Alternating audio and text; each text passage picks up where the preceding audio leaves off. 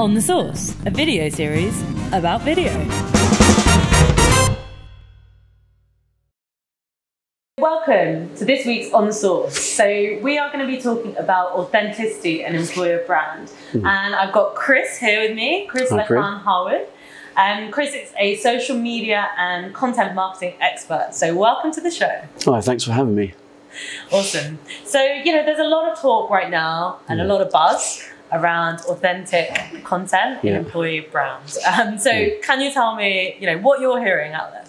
I've been in the employer brand space in the agency world for 19 years, so it's certainly not new to a lot of people. But there's certainly, I've noticed a lot more discussion over the last 4 years about it, and I think that authenticity side of things is really important, especially with the introduction of social, where actually fake messages do get found out a lot, and so ultimately, employer brand is the employee experience. So if you're not honest with your employer brand, which already exists, then you're missing out massively. Gallup did something back in 2017, a global survey amongst organizations, and they found that 85% of employees were either were disengaged.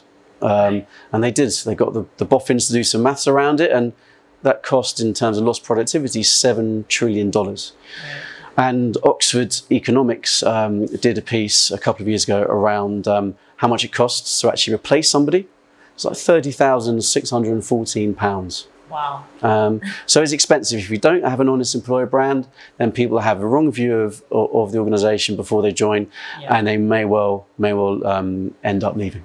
How do you kind of ensure authenticity if you're in charge of employer brand at your company? From what I've seen over the years, working with people in employer brand projects, it's about very much making sure that you have employees, as many employees as possible at the research phase. Try and get a good spread of employees across all the different areas of the organisation and different levels. Because actually, not only do you get really good insights, obviously feed into the overall EVP, the proposition of your employer brand, you get some great stories as well that you can then take into your marketing content in the future. So absolutely, don't feel that you can just put together an employer brand with a handful of people. Make sure your employees are really involved right from the very start. Yeah, absolutely. And you touched on a really good point there, stories. You are on the Source, and, we love video. So, what's going on with video and authentic, an authentic employer brand? How can businesses use video to really show their authenticity? I think obviously involving employees in video shoots is really important, and they've existed for a long time in terms of doing your employee interviews. I think there's more a move towards kind of more like cinematic kind of quality content where they're really trying to tap into the emotions of working for an organisation.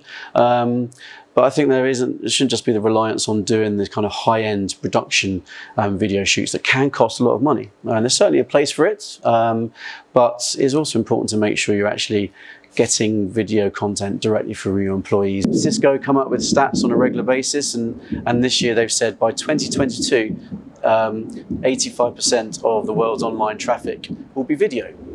That's increased by 15% on 2017. So because people have these in their hands all the time, they are consuming video at crazy rates. And you look at TikTok, which has been topping the charts in terms of social media downloads, 1.5 billion users, very popular with Generation Z.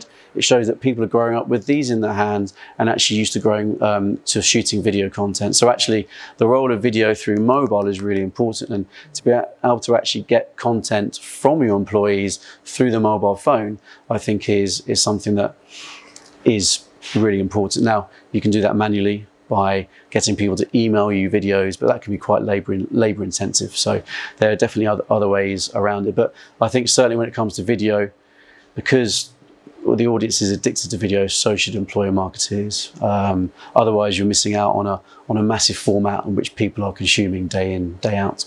Yeah, no, absolutely. And I think, when we talk to clients, we are talking about that people do really want to watch video, but it's really important to have a mixed approach. So those hero, really amazing video campaigns that you're going to put out every, once in a while, but that should also come with kind of more targeted, short form, organic content Yeah, that sits with it. And having those two hand in hand is a really winning formula.